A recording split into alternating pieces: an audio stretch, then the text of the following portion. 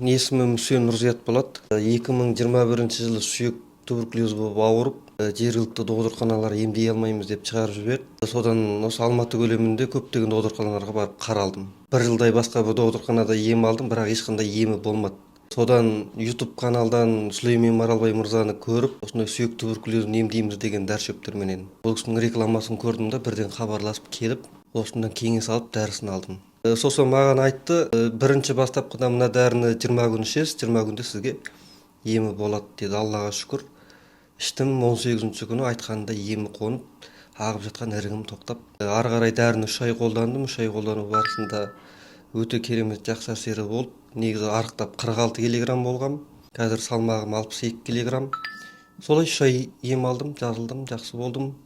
Сосын ары қарай жалғастырып 6 айда бір кеп 2 рет таралдым. Мен МРТ-ға түстім, қаралдым.